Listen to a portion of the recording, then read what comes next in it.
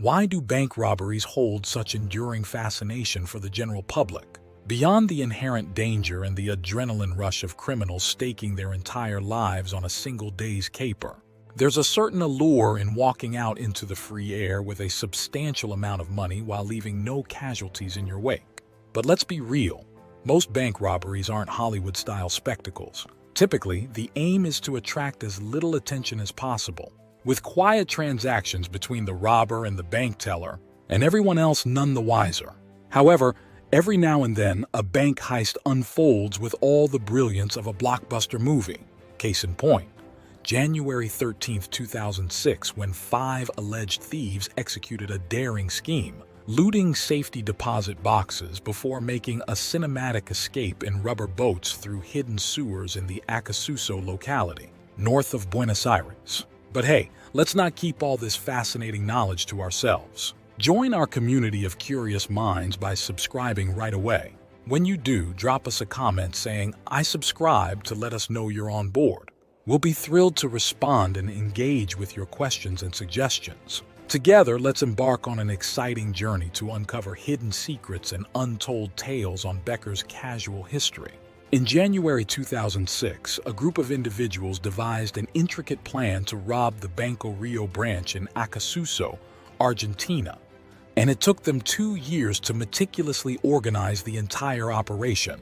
Julian Zalocheverria was approached by his friend Beto de la Torre to join forces with a group of thieves known as superbandas, with the specific aim of stealing from the safety deposit boxes at the Acassuso Banco Rio branch. The mastermind behind the operation, Fernando Araujo, took charge of organizing the actual theft. The plan involved the construction of a tunnel leading into the bank, a project that required substantial planning and funding and was executed by an accomplice named Sebastian Garcia Bolster. However, the tunnel was not the sole means of entry.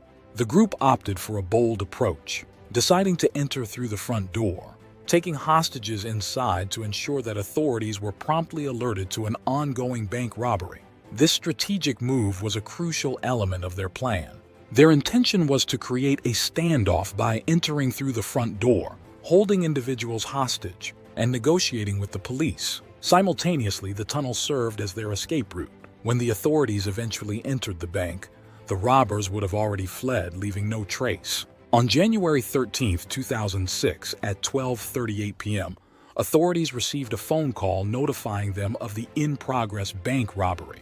Shortly afterward, police surrounded the 2-story brown building housing the Banco Rio branch. The sole security guard was released, holding an unloaded revolver, while authorities established a perimeter. The guard informed the police that hostages were inside, and within 10 minutes, one hostage, a young, uneasy man, was set free. Subsequently, a masked robber released another hostage, this time a lady, confirming the robber's intent to engage in negotiations. Within the confines of the bank, 5 individuals, not wearing masks but disguised as painters, were orchestrating a meticulously planned robbery. Additional details recalled later provided more insight. 2 of the thieves had donned hoods. One was disguised as a doctor. Another appeared to be no more than a youth. And a person named Susanna wore a light-colored wig. One individual in a gray-colored outfit displayed an unusual level of confidence, seemingly unfazed by the gravity of the situation. Despite facing 200 policemen, he exuded a calm demeanor lacking any visible signs of tension or fear. This self-assured individual soon issued a warning to the police outside, urging them to evacuate the individuals they were holding on the rooftop lest a hostage be killed immediately.